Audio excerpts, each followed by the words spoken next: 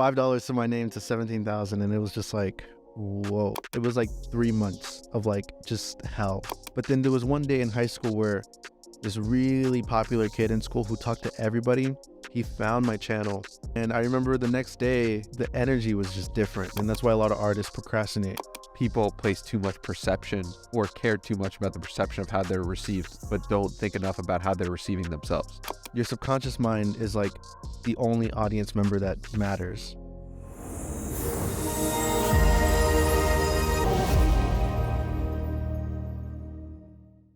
Steezy, thank you for coming on the podcast. Thank you for inviting me. I'm very grateful to have you here. I'm really excited for our conversation today.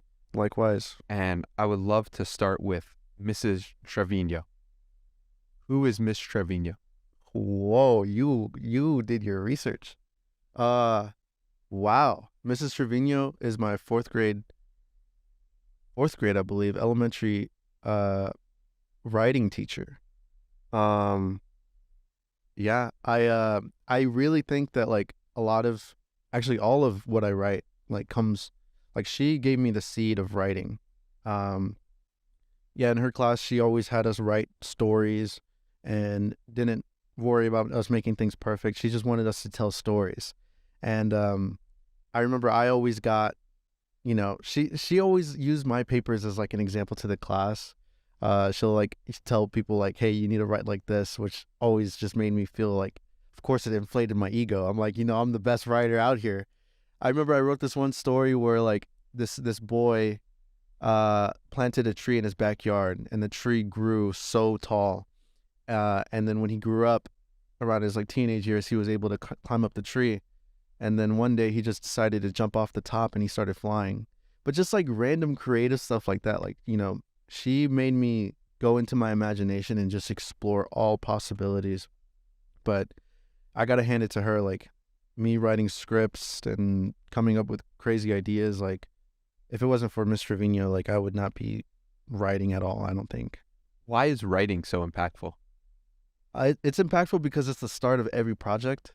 The writer is the one that has to sit down with a blank page and has to, just start everything. Without the writer, no production would start at all. So it's scary staring at a blank page, but I personally love writing, and I just kind of really recently found that out. But I love being the one who builds the world. But writing is just magical. Why do you love being the person who builds the world? It's just being the creator. I don't know. It's like, it's cool to like see your ideas go from in your head to like manifest into the outside world. And like writing doesn't even have to be like writing video ideas. It can also be like an architect, designing a house. Sit in his head, and then you see it be built outside, and you're like, whoa, this is pretty trippy. It's that feeling of like, whoa, my brain did that, It's wild. And I like to say that the podcast helped me get better at taking the ideas in my head and bring them to reality. What advice can you give to help people get better at that skill? Get better at projecting their ideas. At turning their ideas into reality, because I think that is such a core skill of life. And I think that we often don't think about it as a skill. But if you think about someone who's really depressed or down, sometimes it will take them months to get the idea, to go from idea to execution of just working out or starting a new eating nutrition plan. And so I always want to help people get better. A lot of people want to be creators. A lot of people want to put their own thoughts or videos or writing on the internet, but they're scared to. The problem is the want. Like they say they want to be a creator. They want to do this. They want to do that. But like, all of this has to play with the law of attraction, which we're going to get deep into. But like, I think the way you think, your brain plays your body like an instrument, and everything is on like a frequency. Everything's vibrating. So like when you say you want to do things, you want to do this, want to do that, the universe is going to say, your wish is my command. You want to do this for the rest of your life. You're going to want to do this. And then, people are like, yelling at the world, going like, why don't I have it? And it's, you just want it. But like, I think there's a very great power when it comes to imagining like your goals and your ambitions, as in like you currently have it. And also putting in the work, putting in the action to get you there. But yeah, I think that's it. Like, just not wanting it, feel like you have it. And tell me about a time when you've done that. Starting YouTube. So when I first found out about this law of attraction, law of vibration, which is basically like, whatever you think about will eventually manifest in the outside world. So if you think positive thoughts, you're going to get positive results. If you think negative results, you're going to get negative results. This is the most simple thing. But yeah, like I saw this video and it explained it perfectly. I was in high school. I didn't know where I wanted to go in life. I was pretty depressed and I wasn't really working towards anything. And I saw that graduation date coming up and I was getting nervous. And this video really changed my mindset. And I just started like photoshopping my channel. I had about 1,000 subscribers and I started photoshopping it to have 1 million. And I started like writing down what I want to have. But again, I would write it down as if I already have it. And I would at least take an hour a day to like imagine how my life would be if I had these things. 1 hour a day. Usually in the morning, yeah.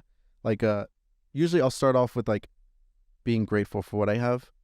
And then like another half an hour of like imagining how it would be like to have what I want, and it's all in the details, man. Just imagine where you want to be like so vividly.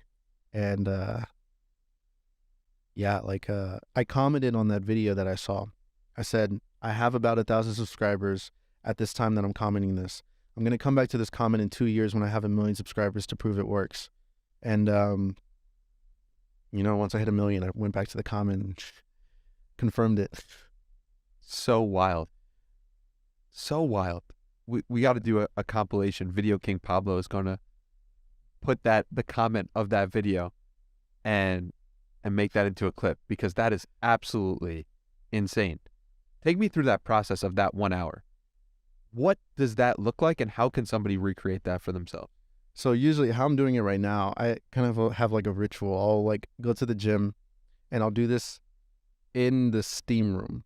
I don't know why. I just love being in the steam room. And I always have my eyes closed.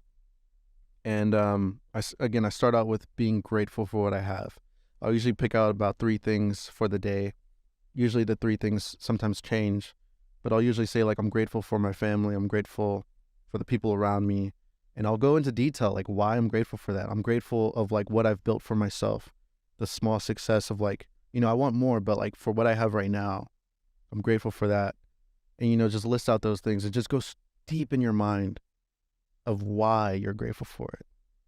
And then after that, I'll go into my future and think about like, for example, me at the Emmys, winning Best Original Screenplay, and I'm walking up on the stage. And I don't do things for awards, but I think sometimes it's great to imagine that, because that's a good way to show that I accomplished something and the world perceived it well, So I think that's a great imagination to have to manifest.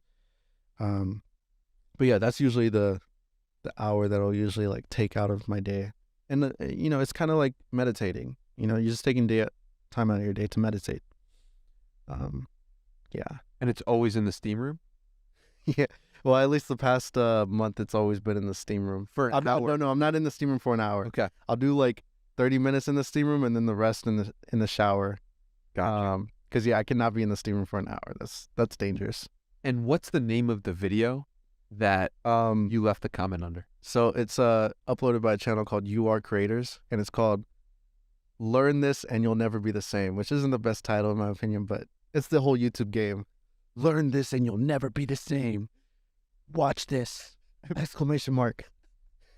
But it worked. It worked. I mean, the video explains it in just such a amazing way.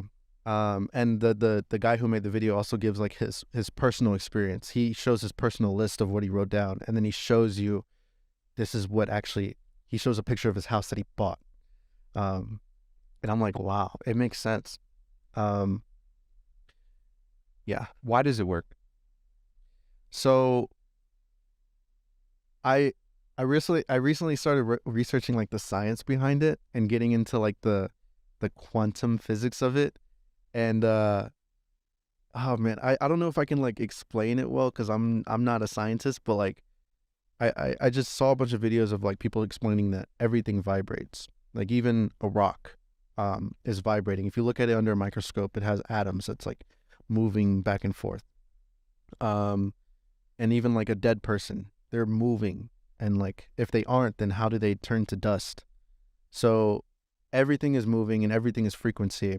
And the way you feel is the frequency you're on. If you feel great, you have a high frequency. If you feel bad, you're on a low frequency.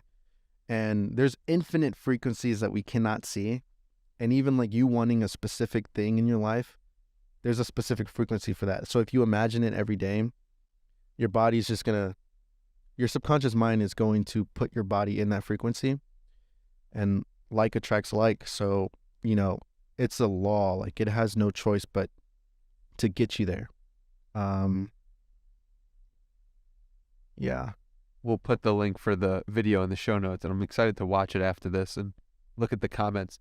And it's interesting because you said before, and I'm sure this is around the same time when you watched this video, you said, my 18-year-old self was so desperate for success that he made an alter ego and built an audience around that. A few years later, I'm realizing that all these people are following me for a personality that's truly not mine. And that's a wild statement to make, because here you are manifesting a future that your present day reality, or the reality when you said this quote, is not happy with. Yeah. Damn. Wow. Yeah, I mean, so I'm glad that I gave myself a different name so I can at least have some like isolation from it. But like Steezy Kane, you know, that's a name that I just made up in high school, my YouTube channel name. And I was just so desperate to be successful, so I started acting like this like crazy funny guy, you know, when really truly I'm an introvert. I'm really shy. So I just started filming a bunch of videos of me doing pranks and like jumping off of things and picking up girls. Eventually it caught up with me, that like, you know, this is not me. And I found myself like just not being happy with like the type of content that I was making. And I'm like, I have all these people following me that, you know, if I get recognized on the street, usually a fan will like come up yelling at me, screaming at me, going like, yo, Steezy, yo, jump off of something, yo. And I was just like, you know, this is not, you know, this doesn't really fit me, which is fine. You know, I think a lot of people, I mean, every single person has to have like transitional periods. That's part of growing. But yeah, now I'm just like trying to work more towards like, you know, being more chill, being a writer, kind of being more behind the scenes, because I think I'll be happier like that, you know. What was it like to build up this brand or this persona when you yourself weren't? Did you believe you were that person? Yeah, I mean, I was blind. I thought I didn't see any problem with it. I was like, oh, this is me, you know. Like for a good 3 years, which is scary, because like, you know, you just don't know when you have a blindfold on. Yeah, so that whole time like doing YouTube and doing all these pranks, like I'm like, I feel like I'm truly happy. I felt like this is what I want to be doing for the rest of my life. Yeah. What's it like when you gain hundreds of thousands of subscribers in 1 month? September 2018, was it? Yeah. Yeah, I mean, I remember I went from I think it was like 2,000 subscribers to 500,000 in that month. And I mean, yeah, it was pretty insane because it's like all I've ever wanted at that time. And it was to a point where like I couldn't really process it. I remember I was getting like 30,000 to 500,000 a day, and like one day I hit 100,000 subscribers. Then like 2 days later I hit 200,000. The next day I hit 300,000. And And like growing up watching all these YouTubers, 100,000 is like back then it was even crazier. It was like a huge deal. So like for me to just have it, it was just, I don't even remember how I felt. I didn't have time to process it, you know. It's pretty wild.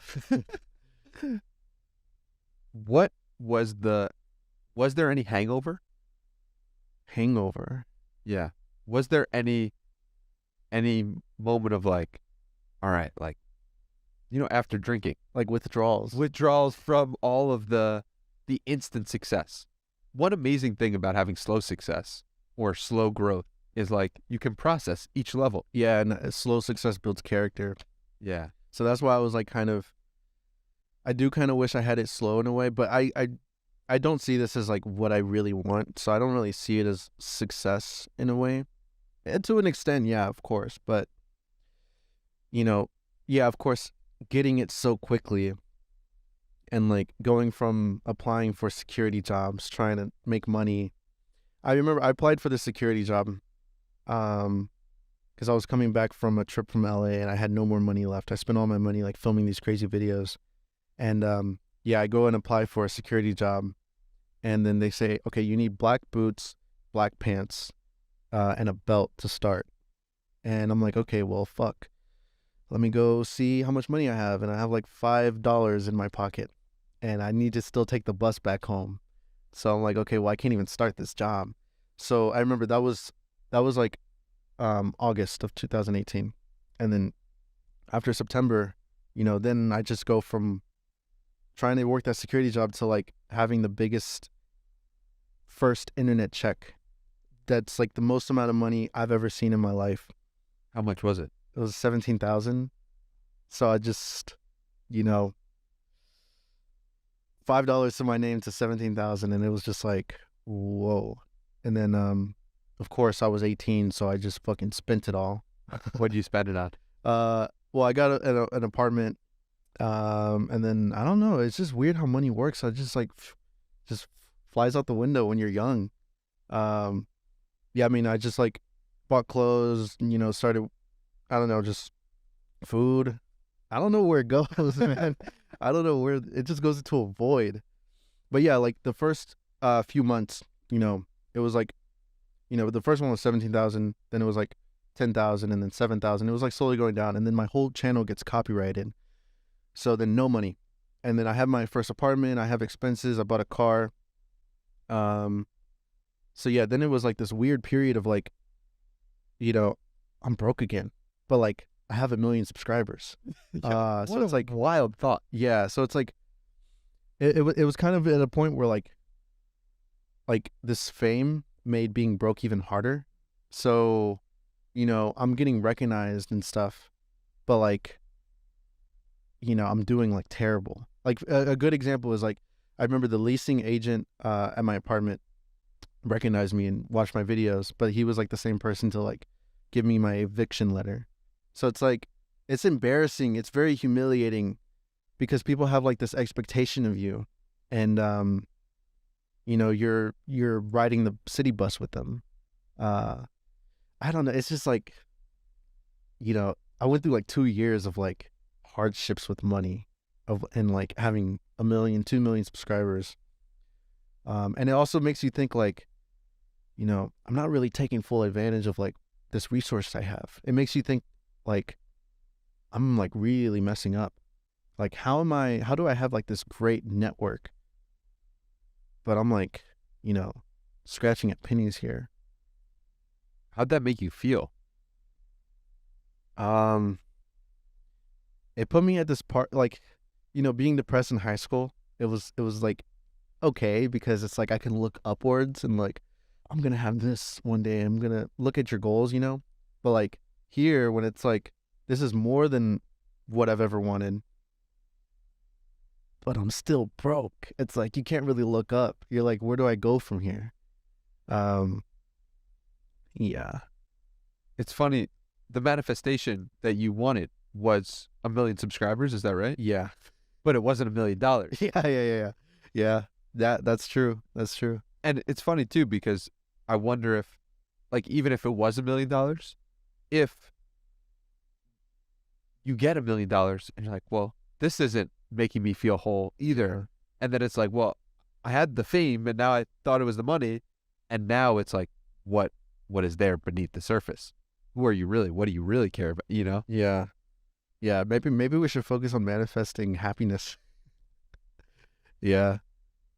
Or peace, Peace. or presence, or connection. Yeah. Yeah. I have been kind of like toying with that a little bit of like trying to, it's hard to imagine that because what do you even imagine? How do you imagine happiness? There's not really like a specific like detailed way where you can like imagine that. What's the kindest thing anyone's ever done for you? That's a huge question. I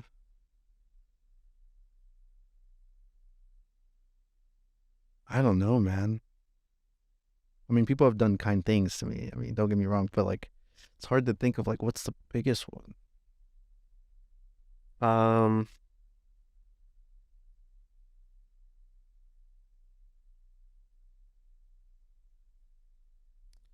I guess recently, um, finding out that I, finding out that this YouTube stuff was not me. I had like a team around me, 3 to 4 people. Yeah, 4 people that were like helping me. I hired them and like they were all like helping me do this weekly YouTube crazy guy thing. And when I brought up to them that like this isn't me and like I think I need to be alone for a little bit, even though that they're all like kind of, yeah, they all moved to it. They all moved to another city to help me do this thing, and I'm paying them and like, you know, they're living off of this. But yet they were all like so kind to understand and say, okay, we're gonna give you your space. And they moved back to Texas because I was in LA. But I think that was like really was so kind that this decision that I'm making for myself is affecting them, but yet they understood like this and gave me my space. Yeah, that was definitely like so kind of them. That's beautiful. Thank you for sharing that. And on the decision for you to tell them that, what was that like and how long did that take you to make that decision and then tell them about it? I think making this decision was like subconscious, so I don't really even know. It was just something brewing in the back of my mind. But For like, how long? I don't know. I mean, subconscious thoughts, you don't have access to them. Yeah, your subconscious mind is like a sneaky motherfucker in the back. But once it became conscious, it was like 3 months of like just hell and just like it was just bad mentally. And you know, then it had to like come to like a fallout of like argument to where that's what made it pop out of me. And sometimes I'm a little too nice, so it's hard for me to like bring up things or make change. I tend to go with the flow too much. But yeah, I mean, there was definitely a little argument, but again, it was just like this and people understood. And yeah. The need to go with the flow, where does that stem from?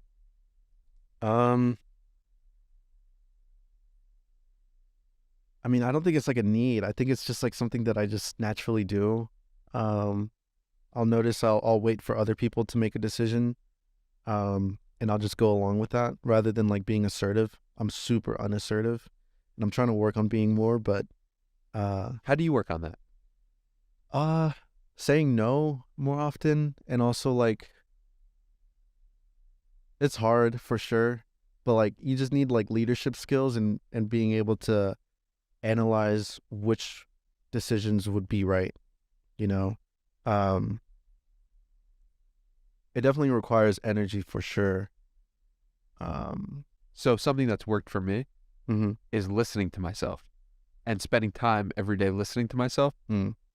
Because when you listen to yourself, you hear or you feel the voice that's going on in your head. And when you hear that, you get better at acting on the decisions that you actually feel. So for you, you had 3 months of time when you knew something deep down inside of you but you couldn't act on it, or you didn't act on it, not that you couldn't. Yeah. And if you listened to that voice clearly, you would hear it saying, dude, what are you doing this stuff? But some part of you didn't want to let your friends down or make the decision, a very difficult thing to bring to them because they've changed their lives because of you. And so I think it starts small. I think it starts small of like, somebody asked me today, yo, do you want to get tacos? And I knew in my heart that I didn't want tacos. So I told the guy, no, I don't. Yeah. It wasn't a personal reflection of him. And to me, there was nothing crazy about that. But the two people I was with said, dude, what did you just do? That's crazy that you just like told him no. I was like, yeah, because I know I don't want tacos. Yeah. And I know it's not about him. And so that was a small example of listening to the voice and hearing the voice very clearly of being like, no, I don't want tacos. And then saying that instead of being like, no, well, I'll go to get tacos to make you happy to be with. It's like, no, I just don't want it. And so the question for you and how you work on this skill is asking yourself, how can I, in the small moments, when someone in your life asks you, yo, you want to grab food? And you actually don't, you saying, no, I don't want food right now. Yeah. And being comfortable with that. Damn. Yeah, that is true that it does start small. Because that is such a small example, but, you know, it is in those decisions that do kind of project into the big ones. But yeah, I do see myself getting a little bit better in those situations too. Just saying no when being invited somewhere. Just to serve yourself. Sometimes you just need to like do what's best for you. And also how do you specifically say you listen to yourself? Can you listen to yourself like in like a moment of like talking with somebody, or do you mean like, you know, listening back at the podcast? Which I'm pretty sure it's both in a way. Yeah, it's both. But when I say listening to myself, when I say that, I'm thinking of meditation. But I understand that meditation isn't for everyone, or people think it's not for them. So I don't want to put them in that place. You can listen to yourself in the shower. A lot of people do. They hear the voice in their head, and they're like, all right, I should do this, I should do that, so that they hear themselves and they listen to themselves there. Another place is going on a walk without any stimulus coming at you. You're listening to yourself. Another time is going on a drive. Sarah Blakely, the creator of Spanx, she goes on drives and makes her commutes longer so that she can listen to herself more, so she can have more creative ideas. So listening to yourself is how I know the direction that I want to take the world. The reason why you're here is because I listened to myself and was like, do I want this guy on my podcast? Yeah, I do. So I'm going to reach out to you and ask you. You're not here because, you know, you have a lot of followers or because someone else said you were cool. Like, no, I wanted to get to know you better. So I listened to myself. I heard that and I asked you to come on. Being okay with whatever you said. It's not about me, whether you come on this podcast or not. Does that make sense? Yeah. But it all started from listening to myself. Huh. It kind of sounds like in a way that you're like tapping into your subconscious a little bit. Definitely. I think that could also be exercised. Like if you do it enough times, you can get better at it. And that's something that I'm like learning recently is like, even I think like the hour that I take out of every day to like imagine. I think that also is very important of just strengthening your mind. And something that I want to do more is even reading fictional books. I think reading, instead of like watching a TV show where the images are already made, reading a fictional book, you know, trying to turn those words into that world in your head, I think that's also like super important of just strengthening that like imagination muscle, which that imagination muscle is going to play in every single parts of your life.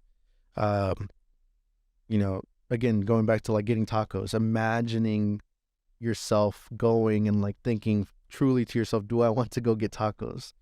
That plays into that imagination muscle, you know? And it goes back to what Miss Trevino saw in you, and that the reason why she was so inspired by you or put you on a pedestal in the class is because of your imagination. And we lose that a little bit when we lack the boredom to sit with our own thoughts. Yeah. Yeah. Music, even podcasts, or um, what else do people do to like numb themselves out? I guess Every- socializing sometimes too. Yeah. Well, I guess all the time. Sometimes. Yeah, sometimes. Yeah, like if I go on a hike, most of the times, I guess sometimes I'm a hypocrite, but I'll try to leave my phone at home, because even just having it on you, even if you turn it completely off and put it in your pocket, you're still not like fully there. I notice if you truly put distance between yourself and your phone, you can like reach like psychedelic mindsets, like Dude, clear thinking. it's so crazy that you say that, because I went 6 hours without my phone unintentionally Mhm. last Saturday, and Mhm. for the last 3 hours, I felt like I was on a psychedelic trip. Yeah. Well, I was with someone else. We were talking about, deep things, and I was just like, oh my God, what's happening? It's just I'm not plugged into something greater. Yeah. And it's so confusing too, because something greater can be so beneficial. It's so beneficial, social media and connecting with people and learning. It's so beneficial. That's how people are finding out about this podcast, and that's how I'm connecting with you, right? It's Mhm. through that. But it could also, it's like everything in the right dose, and people got to figure out the right dose for themselves. How did you go about figuring out the right dose for you Right dose of of my online? phone and Yeah. social media. I definitely need a lower dose for sure. Like I still wake up next to my phone. Um, yeah, I don't sit on my phone in the morning as much as I used to, but still scroll through all my notifications and check everything before, which is just so bad. But I definitely want to eventually get to a point where like I'm the no phone guy. Like people know me as like, oh, if you text him, like he'll probably respond like later. Like he checks his phone like once every other day. I want to get to like that point. But it sucks because in this world, man, you need your phone to be successful.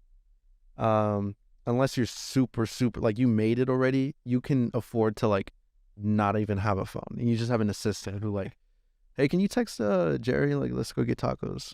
But like you need to be like, you need to have made it to not even have a phone. Um Is that a fallacy on our part? Because I believe that too. But it's like, what would a reality look like where you could do whatever you're doing without one? It's hard in this world, but if I leave my phone at home and I go like, you can't even really get into the gym without your phone now. You can't like really navigate. You need the GPS. Um, just to do pay for parking. Sometimes you need your phone to pay for parking. It's like bad. Maybe a way that people can fix it is like get a burner phone and like have nothing on there. But then again, like you could just people will probably slip up and like, let me go to the app store and download this. Okay, check it real quick. Okay, I'll delete. I don't know. It's tough. Some company needs to be out there and they need to make a smartphone that's not smart. It can do all the things you need to do, pay for parking, get into the gym, but like it does not have an app store. I hope one of those exists out there, but I don't think they do. Well, we'll chop up this into a clip, and hopefully we'll send it out to the powers that be, and the people who will create phones will see it. Yeah. Talk to me about your dad. You said here it was actually your dad who made you want to be a filmmaker, and he taught you how to edit and film. Mm-hmm. Why was filmmaking so important to him, and how did he pass that along to you? I actually don't know why filmmaking was so important to him. I guess it's just like what he really loved to do. Yeah, like he also did YouTube. Really? Like he uploaded a few sketches. I'll give you his channel. Yeah, like his stuff was actually really funny. But yeah, he just really loved storytelling and movies and making videos. And I guess that just naturally got passed down to me because when you're a kid, your environment you become your environment. And he was just so willing, and like he took time out of, he is so busy. He was in the military and everything. and he was able to like teach me, like sit me down and taught me how to edit, like multiple days. Like he'll show me like buttons on, it was a Pinnacle Studio 14. I remember it was that video editor. And he showed me how to cut, how to do effects and all of this stuff. And I was like 10, 11 years old. Actually 9. I was 9. And then my mom also, she gifted me and my brother's laptop and a camera. And I just ran with it. Like I filmed everything every day. And yeah, my dad like even taught me how to use Photoshop. I remember he took pictures of my brothers and he showed me like how to like use the smudge tools and like make their eyes big. And I just thought it was as a kid, I was like, this is what's used in the movies. Like I have these tools now. And yeah, I'm so grateful that he took time to like teach me. Yeah, because I know he was like super busy. It's crazy because Naval Ravikant says something where it's like it takes 10 years to be successful in any career ever. And when you talk about being 9 years old learning, and then 19 you have 1 million subscribers, it's like, was that right? 19? Yeah, 19, yeah. It's like, oh wow, like that makes sense. Yeah, wow. It's weird. It trips me out every time whenever I tell people, like, people ask me how long I've been editing for, whether that's like in like professional meetings or just casual conversations. Like, you know, it's weird to be able to say like I've been editing for 13 years, and they're like, "Wait, how old are you?" I'm like 22. 13 years. Yeah. It's like it's weird to be able to put on LinkedIn, I've been editing for 13 years. Yeah, but like at the time as being a kid, I kind of thought I was wasting my time a little bit. Even when I got older into like my teenage years, I started working on 3D softwares. I learned Blender, 3D animation software, and I learned how to like track footage and composite 3D models into a video, kind of like what CGI that's done in like movies. But all of that, I thought I was wasting my time, but I just realized like those skills, like, I don't know, just planted a tree almost. Even though I forgot how to use 3D animation, I really want to learn it again. But I realized those gave me skills even in just like cinematography. I now understand like perspective and like field of view and all of that stuff, point of origins, and yeah, it's great. Isn't it funny though how most people are doing something that they feel like is a waste of time, especially like teenage years, and when you're just starting something, it's like, I'm wasting my time doing this. I feel like that's such a common idea or a common thought, even amongst, it's like when there's no dollar associated with it, we often view it as meaningless. Yeah. Why is that? I mean, because money makes the world go around. Like, But does it really? I mean, sadly, yes. I mean, it does, sadly. But, and like we if you look up the definition of success, I'm pretty sure in most places it usually has something to do with wealth and money. And humans just naturally see money as like, that's what makes somebody great, because we put value to it. In reality, it's just paper or it's just numbers on a screen. But whenever somebody else has in their mind that this has value, it makes it actually have value. It gives you power. What was the point again? What was the question? Why do we do things not that are, we view money as a symbol for value, but we do things that are valuable without money as well. Yeah. Like walking your dog. Like taking a hike. Yeah. But sometimes we don't value those as much because there's no money associated with it. Specifically, like actual skills. It's like you thought you were wasting your time when you were just editing away. And some people are writing right now, or they're building a podcast, or they could be doing, they could be selling things on the phone and they're not making any money. They're like, feel like they're wasting their time doing it because even they're not making money doing it. But it's like, why do we associate the value to money when there's so much value sometimes in doing the thing that isn't actually making money? Like, it was valuable for you to create those videos, whether or not they made you money in that moment or not. Yeah, like in the moment, it was like, this was just so fun to just create 3D models or create videos. But also, since I was a kid, I wasn't really thinking of it too heavily.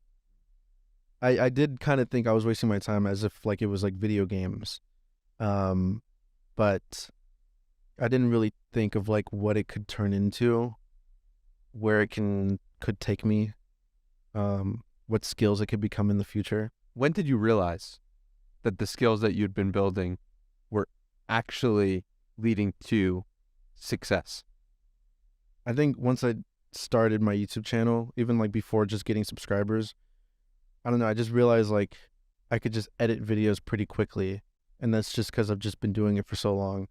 But it was like my junior and senior year in high school where I really started putting out videos once a week for the purpose of like trying to, build a career. And I think it was then where I just realized like I got a flow going and like I don't really have to learn editing. Like it's just here. So that was the moment for sure. What were those early days like? And what did the people around you say about the things you were creating? My friends loved it. I mean, at the time I just sent it to like 5 of my closest friends and they just thought it was the coolest thing, which made me happy because I was nervous to send it. But then there was one day in high school where this really popular kid in school who talked to everybody, he found my channel. And I always tried to keep my channel a secret because I just thought it was embarrassing in a way, which we all think our craft is embarrassing sometimes. And he just thought it was so funny and so cool. And he sent it, he shared it with, I remember he was running around the hallways showing like, yo, did you know this guy makes videos? Because in high school, like if anybody created something, it was like out of the blue, So he went around showing everybody. And I remember the next day, the energy was just different. Like people that I didn't even talk to in high school, like would talk to me in the hallway, or like people would call me Steezy now. And then I went to an English class and we're in the room, and then people that I don't even talk to is like telling people, yo, Isaiah makes videos.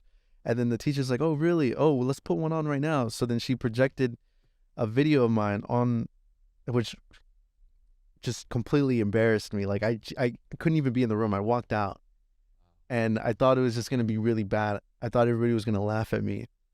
And then when I come back into the room, I could just tell people look at me different now, but in a good way. Yeah, that was wild. Wow. I always find it so interesting when people are uncomfortable when their creations are presented to themselves and other people in an audience. I wonder if that's like insecurity. I wonder if that is like not feeling 100% proud of that creation. There's a law for this. Manson's law of avoidance. Tell me more. I haven't looked into it too much, but it's basically like usually it's with artists, and when they like, the reason why they get insecure and get embarrassed when they show their work is because it kind of attacks their like sense of self, their ego, of like they're just scared of where this art is going to place them in other people's minds. So it's just, I think it's the reason why people get embarrassed is because it's like that growth. When they're showing this to somebody, it's a vulnerable moment. It's like you're waiting to hear what people think about it. And so you would just prefer it not to be shown. And that's why a lot of artists procrastinate and they don't put their art out. It's why you see artists, musical artists posting on their story, working on this album, I'm going to put it out one day, dropping soon, can't wait. But they never put it out because they're scared of what people are going to think about it. And that's why, I think, we got some things cooking up. Y'all ain't going to be ready. A year passes by, they still haven't put out anything, which we all do that. Even me, like I'm working on videos and I'm like, it's dropping soon. and I'm just never really put it out because I'm just scared what people are gonna think. But you just gotta put it out, and like some things are gonna fall flat, some things are gonna be great. Just see what sticks to the wall. Yeah, a couple of things stick out. So one is that Oprah said that after every interview, almost every interview she's ever done, people on the other side, the guest, ask one thing at the end of the interview. You know, what would you guess that question is? I don't know. Did I do good? Yeah, Was it that? Okay. pretty much. How'd I do? Yeah. Right? And it's so fascinating that that's the common reaction whenever we are on a podcast or whenever we're being interviewed or whenever we present some art. How do we do? It's the thing that we're always curious about. How did I present myself in that scenario? And I get that all the time for this podcast as well, and it's understandable. And so that was one thing that popped out from what you're saying. The other thing is what Tyler, the creator, I believe, says, which is like, if you create something, like tell people about it. Be excited about it. So what you're talking about is like the pre-creation phase, or like while it's being created, about people telling the audience or other people, yo, I'm building this thing. But afterwards is like when you actually should be telling people about it even more because it's out there, but some part of the artist doesn't actually want to be judged on it. It's like people want to be seen as the artist often, but they don't want to be seen as the person who is getting judged on the art. Fascinating, right? Yeah, that is wild. Yeah, that the way you put that is like people shouldn't be posting about it before it comes out. They should be posting about it after. That's beautiful. But yeah, it's just like it is scary. I do understand it, and I do it. Because the biggest fear for an artist is to put something out and see it tanking, and see people going like, this wasn't that good. Like he used to do good shit, but like this was just it didn't feel like his old stuff. You know, that's what people are scared of, especially new artists who hasn't put out anything. You know, me sharing my YouTube channel with my friends when they've never seen me make anything, like that's scary. You don't want them texting you back like, yo, delete that channel. I wish I didn't see that. Like that's what people are scared of. But like, why? Why does that impact people at such a deep level? Like, it's one person's perspective. Because people care what other people think. Yeah, That's just true. We can try to get in a mindset of like not giving a fuck. Oh, I don't care what people think. I'm just gonna do me. But like, it's a natural human thing to really care what people think, and that's like the glue to the earth. Is like, you know, love and hate. You know, you love your family members, so you'll protect them at all costs. Like you care. That comes from caring what they think about you. Truly, even your enemies that you hate, you're just caring. It all comes down to just people's thoughts on you or the people around you. And that's why, again, money is valuable, because people place a value of it in their minds. People have a thought of it. And I think that even goes back to the law of attraction, of like showing that your thoughts is just what create everything. If people care about something, it makes it valuable automatically, when really there's not any true value. I don't know if I'm kind of babbling, but you know, that's, I think, is what I just said. It just makes sense to me. No, I want to understand it a little deeper. So, the law of attraction related to money, you're basically saying because we give things value, we think of money as valuable, therefore it is. Mm-hmm. Is that what you're saying? Yeah, like, you know, a $1 bill. It's just a flabby piece of paper. But let's just take like 5 people in a room, and they're all staring at a cake that's on a table. And like they all like strawberry cake, and it's a strawberry cake. That makes that cake, you know, people are going to run to it to try and get a slice. But if it's like a mint chocolate cake, and nobody in that room likes mint chocolate cake. That cake's not going to be touched. It's only the minds of the people, the thoughts that make that physical thing have value. I hope that analogy sticks out there. I just made that. I love it. No, that does make sense. And it leads me to ask, what are you finding most valuable in this moment? This conversation, this relationship that we're building. I think just meeting people throughout your journey of life is valuable. And like, I always think like, what is everybody gonna be doing in like 30 years, when we're all old? So like, in 30 years, when there's like the next Elon Musk or the next like Steven Spielberg, and like what all we're going to be doing in this world, we can all like look back at like, oh yeah, remember that time we met at doing a podcast in Austin? That's crazy. And Austin's the next Dubai. But like, that's just the value that I see as like, this is like our first path that we've crossed.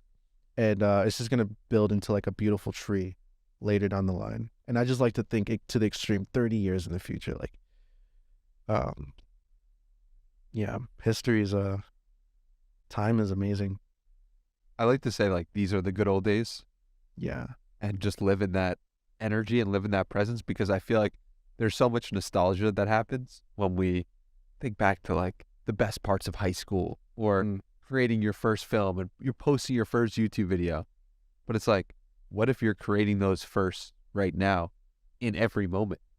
And what if like you will look back one day, like you just mentioned, and be like, wow, like remember our first podcast, or remember, just like, to me, that's living in that energy just fills me with so much gratitude. Yeah. Even just having the privilege of being able to capture it, like the time we're living in now, where we could just go to Best Buy and buy these magical things that we call cameras that can capture time and sound. Like, it's just beautiful that we can do that. Back then, like, people had to draw paintings to remember what was going on. Yeah. It's going to be interesting to see what high school or what history classes are going to look like in 100 years from now. Instead of like having textbooks, they'll be able to like go through like video libraries, maybe even like VR experiences of like, let's walk through Austin in the 20s. We're living in the 20s again. It's crazy. The roaring 20s. We're in the next roaring 20s, man. It's a wild time. Yeah. Tell me about, you've seen so many different filmmakers in your career as 13 years as a filmmaker, and being on YouTube for how long? I guess 5 years on this channel. Yeah. Or 7 years. Wow. 7 years. Yeah. That's a long time. What are some of the common mistakes you see newer YouTubers make? Jumping on trends too quickly. Like, if there's a certain, I'll see like a certain prank trend going around, and everybody hops on it and tries to blow up off it. Or as soon as like a certain format starts to trend on YouTube, like maybe like the current thing that's going on, like the flashy, fast-paced, like editing, crazy, I'm gonna climb the tallest mountain in the world, I'm gonna spend 24 hours on the, like, people jump so quickly to things, but they don't ask themselves like, is this gonna be like a sustainable thing for not only me to physically do, but also my mental state? And yeah, if they do a trend and it sticks to the wall, they're gonna have to like keep that persona going until like they burn out. I think just like ask yourself, is this like what you want to be doing? Which isn't the easiest question to answer, but yeah, people are just like riding waves too quickly. I think that stems from the lack of listening to oneself. Yeah. Right? It's like, it's easy to hop on any trend when you don't know what you actually value. Mm-hmm. And it sounds, from researching your own story and hearing you, it's like you didn't know who you were or what you wanted. So you went into, how can I get the most views? Well, I could do something that I don't feel like I am at my deepest level, and without realizing or thinking that through. Do you think anything could have changed the direction faster for you to fall in line with a more authentic filmmaking style? I don't know if I would want it to be faster, because sometimes I think like, so there was a point where like I hired a couple of my friends, and we moved into an apartment together, which is just bad idea to like live with employees and also have like an employee slash friendship relationship. But I'm glad I went through that to learn. I think that was the best way to learn, like, that this is not me. Because if it happened any earlier, maybe there would be like questioning of like, what if I did stick to this? You know, so sometimes I am grateful that I went through the trenches, you know, so I know for sure that is not the way to go. Yeah. Yeah. Yeah, sometimes you need to take shit to the face to clean it off. I don't know. It's a bar. Yeah. And when you look at this next phase of the filmmaker you want to be, I mean, you have here, when people think of my name, you want them to think of you as an independent filmmaker. Yeah. And to my knowledge, what you did was you created a little teaser of a film that you'd like to create. Yeah, and I don't really know truly why labels matter so much, you know, because like, you know, you see people going like, oh, I don't want to be called a YouTuber. Oh, I don't want to be called a TikToker. Oh, influencer, that doesn't fit me. Like, what are these people to be? Why do they not want to be called, you know, certain words? But it's hard to explain, but I do think words have so much power, and like, you know, me saying like that I want to be called a certain thing does kind of play into how the universe is going to perceive me, which I'm completely fine with, like, eras, and I realize that I am in the YouTube era of my journey. But yeah, sometimes like having a label does kind of like put someone in a box, and I want to eventually get to a point where like there is no label with me, where I'm doing so many things to where you just can't describe them. Like Donald Glover, I think, is a perfect example. I really want to get like how he is, because you can't describe. He's a writer. He makes music. He acts. He directs. Does everything. Cannot put an occupation to his name. Yeah. I'm curious what you think about that, like labels. I don't know. How do you maybe see how they affect people? I think they can be useful to put on when you are starting something new. Yeah. It's like, you want to be a writer, you look up to certain writers, then you have to write, and it helps to have an identity as a writer in the beginning. Mm-hmm. Then there comes a time for a lot of things where you have to shed that, or at least move on and accept a new challenge. And yeah, I view them as good things up to a point, but it's dependent, because like, it's good that people are labeling themselves as a father if they have children, right? Like, imagine someone's like, "No, I don't want to be called a father anymore. Like, I'm done with that." Yeah. Well, some things are forever, and it's Just so funny, right? Yeah. Yeah, that's so true. And so, I think a lot of times we try to run away from things, and I also think people place too much perception or care too much about the perception of how they're received, but don't think enough about how they're receiving themselves. And a lot of times with labels, it is, I am valuing your opinion of me greater than myself. Yeah. And it's like, you want to call me a YouTuber, you want to call me a TikToker because I upload TikTok videos. Like, you can if you like. Like, that is not going to change what I feel I'm doing. Mm. And so if that's how you view me, that's all good. Like, I truly have zero like animosity or negativity towards, because you can view me however you want to view me. I view myself in a positive light.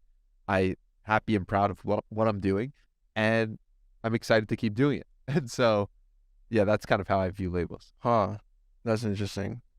Like, I I like how you say that, like, it just matters on how you perceive yourself. And I realized, like, a couple weeks ago, like, your conscious mind and subconscious mind, well, actually, your subconscious mind is like the only audience member that matters. And everything that you say and everything that you think, you're saying it on a stage with your subconscious as like the only audience member watching. And they're the ones that truly matter. Because again, we don't have access to, like, we don't have free will to change our subconscious thoughts. They just change over time with how we think, what we do, what we say. And how we act, right? And yeah. Yeah, your subconscious mind is a huge other world that we cannot understand. I feel like our subconscious mind is like connected to the fabric of reality in a way that we just cannot understand. Have you heard of this woman, Miss Excel, Kat Norden? No. She's appeared on the podcast before, and which I'll link below. Amazing episode. She talked about how she reprogrammed her subconscious mind by doing, I think, 20 minutes in the morning and 20 minutes in the evening of a Lacey Phillips program on, I don't want to misquote what the program was, but Lacey Phillips is the creator of it. And within 1 year, or within 1 year, I think she had made $1 million in profit and built a following of over 1 million people. Wow. And she credits the work on her subconscious to creating that new reality. And, you know, when we talk about reprogramming the subconscious mind, it's like, it's actually possible to do. Yeah. If you follow her blueprint of what she did. That's a paradigm shift, is what Bob Proctor calls it. Bob Proctor is like a, I guess, motivational speech guy, whatever you call that. But he talks about that too, of like how to reprogram your subconscious. And basically he says, as a child, you're born without a conscious mind. Your subconscious mind is like the bottom half, and it's completely open like a can. Everything your parents do and say to you, you just soak it in and it becomes you. That's why you speak the language your parents speak. That's why you eat the things your parents eat. And then, you know, eventually when you get to like 5, 6, 7 years old, you build that conscious mind where you can control your thoughts. You have free will. And now your subconscious mind is protected by this conscious guy. And thankfully, as humans, we have the beautiful privilege of being able to choose our thoughts. And your subconscious mind builds this paradigm. And it's so hard to change it because we have 60,000 thoughts a day. And usually every day, most of those thoughts are the same. But if you can like actively take time out of your day, like how I take an hour out of my day to like choose my thoughts, choose my imaginations through repetition of information over and over and over every day. If you repeat the affirmations that you want in your life to yourself, you can like slowly change that subconscious paradigm and reprogram your subconscious. And again, your subconscious plays your body like an instrument. It puts your body on a certain vibration. And, you know, sometimes when there's patients in the hospitals and they have a negative mindset on like their health, their mindset can make them sick. But also, like, if your mindset can make you sick, your mindset could also make you healthier. And that's true. You know, this plays into placebo. If you give somebody an empty pill and tell them this is going to make you better, most of it, like, there's been studies that, you know, it does make them better just because they thought that there was something in that pill. And what else was I going to say? All of this is manifestation in a way. Even fortune cookies. You get a fortune cookie and it tells you something great is going to happen to you throughout the week. And it's true because you read it and you believe it, and something magical does happen to you that week, when it's just a cookie. It's just written on a paper, but it's placebo. You believe it and it will come into your life. Your subconscious mind, man, it's beautiful. It's powerful. Well, it's crazy because I stumbled across the person I'm currently living with. They have a note in the common area of where we're living that just says, expect miracles. Expect miracles. Like how has that changed what is actually programmed into me, and like the things that have happened? I don't know. But it's just like something that clearly I've never actually thought about that, but it's gone into my subconscious mind. Mm-hmm. And like, I don't know if it will change. I don't know if more miracles will come into my life because I'm expecting them now, or I'm thinking to expect them. But I just found it interesting, like how the little things in your common area, the little things that you surround yourself with and read often, how it can impact you. I wonder how somebody would be if they have they buy a neon sign for their living room that says "You're a piece of shit." That will change them. That will make them more negative. That's funny. But yeah, I feel like people just do need to put effort in changing their environment and putting themselves in a position where they can allow their mind to grow beautifully. Little signs like that do help a lot. Even how people put sticky notes on their mirror so that every day when they wake up, they can see what they want in life. When did your exploration of truth start? Of truth? Like in what way? Seeking truth, seeking what is right from wrong, seeking. Well, first, what? Actually, yeah, I do know. I don't know the specific time, but I know it was around my teenage years. When you grow up, you see your parents as God.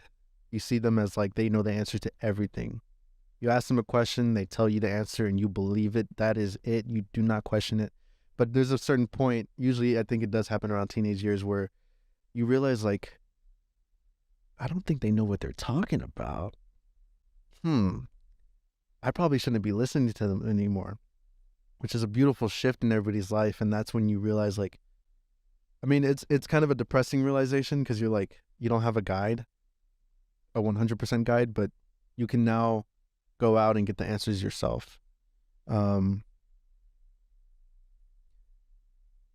Yeah, because if you rely on somebody to tell you the answers, and being a parent, sometimes, you get annoyed at your kid and you just tell them something like, oh, it's, you give them some quick answer. But that kid fully believes you. I think that's the moment when, so specifically coming from my family, my family isn't we never made money, or never really owned businesses. That's not been something in my family. So when I started doing this YouTube stuff and having to learn how to be self-employed and how to make an LLC, that's something that I realized I cannot go to my parents or my family for advice for this. They don't know this. I have to learn this on my own. I have to learn how to file an S corp and do all this stuff. But yeah, that's when it shifted for sure. That makes sense. What do you know for sure?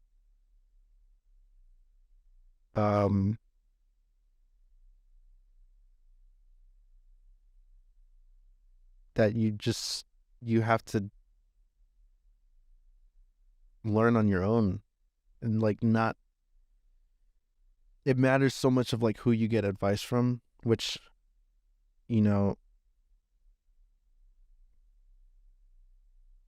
can go, I can go to my family for certain things, and then I can go to an accountant or a CPA for certain tax things. You just gotta know who to go to. Yeah. What else? What else do you know for sure? I mean, I don't know a lot of things for sure. There's more things that I don't know than what I do know. That's true for all of us. Yeah. I'm still 22 years old, so got a lot to learn for sure.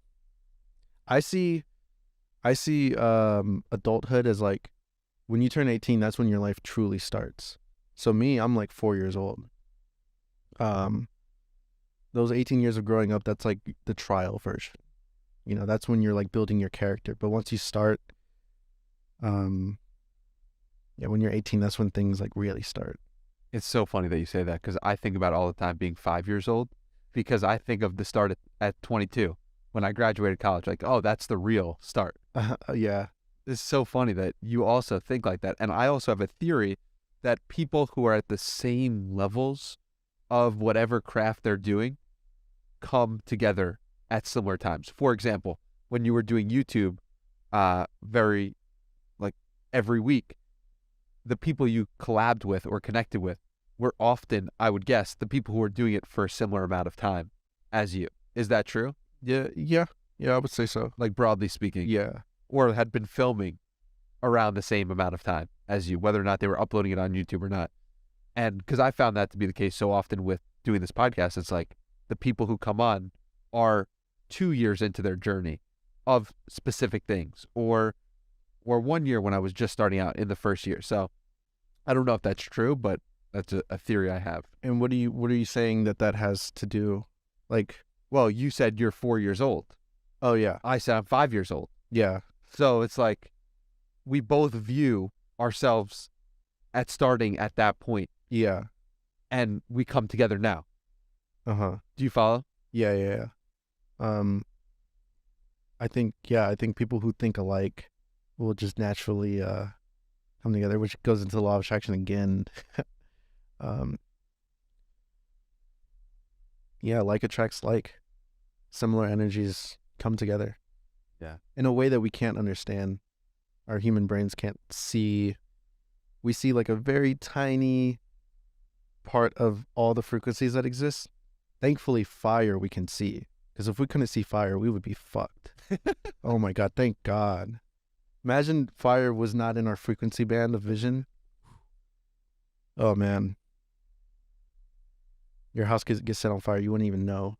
Just die. Oh man. Well, I'm really grateful for you. And before we come to a close, I'd like to ask people about challenges to leave people with. But before we do that, do you anything else you'd like to discuss? Because I feel like I get smarter from talking to you, and I'm really grateful for your energy and what you're putting out into the world. Thank you. I appreciate that. I think we covered everything. Yeah. Covered a lot. Yeah, covered a lot. First of many, hopefully. Yeah. But the challenge is something that you can leave people with so that they can take an action step from listening to this episode so that they can actually do something in their own life with everything that we spoke about or something we haven't covered. Does a challenge come to mind? I think it goes back to what we were talking about, but I just challenge anyone listening to this, try today to just, spend time without your phone. And like you said, have no stimulations and spend time with that voice in your head. Spend time in your mind. Exercise that imagination. Which I'm a hypocrite. I need to follow this advice as well. But yeah, just spend time with your inner voice. I love how you said it. Like you put it perfectly. Spend time with that little guy in your head. Because it'll pay off in dividends of you like exercising that guy. It's just like going to the gym. It's the mental gym. Go to the mental gym. Go to the mental gym. I love that. Steezy, thank you so much for coming on. Where can we send people to connect with you further? I would say just follow me on Instagram. I would say I post whatever projects that I have that I put out, I'll put it there. Steezy Kane, STEEZY KANE. And whatever projects are going to be released soon. Soon. Yeah. You got to get some of that stuff out. Thank you for doing this. Thank you for having me on. And to the good old days. To the good old days. Yeah.